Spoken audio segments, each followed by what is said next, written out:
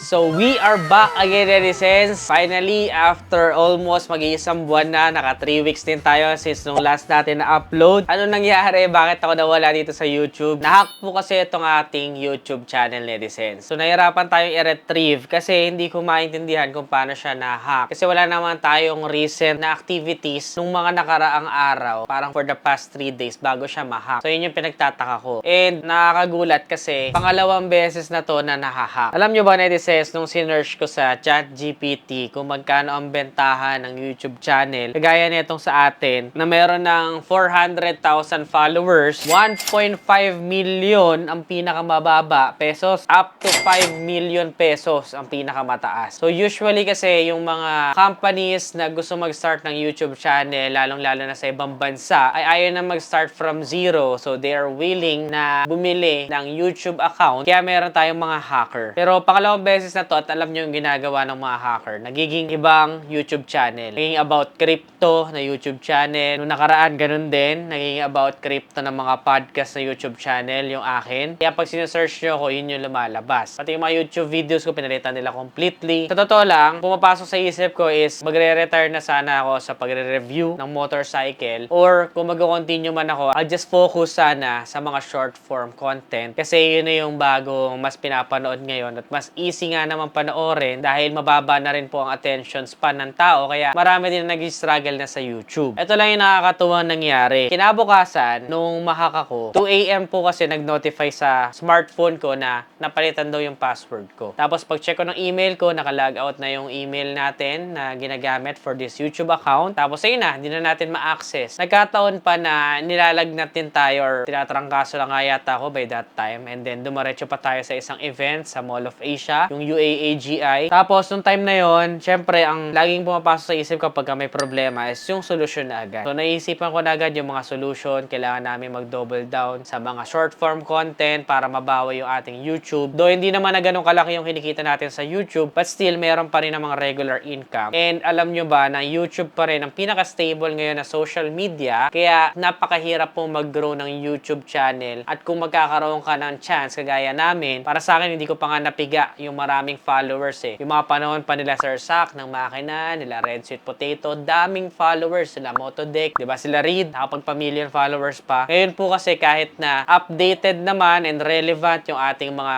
uploads, ay napakahirap na pong tumaas ang subscriber count. So yung mga di pa nakasubscribe siya, mag-subscribe na. So naisipan ko na din talaga na mag-quit and kalimutan na tong si YouTube. Pero kapag chinecheck ko, talagang YouTube pa rin pinaka-stable na platform. After the event, sobrang sama na napakaramdam ko, umupo muna kami ni Lord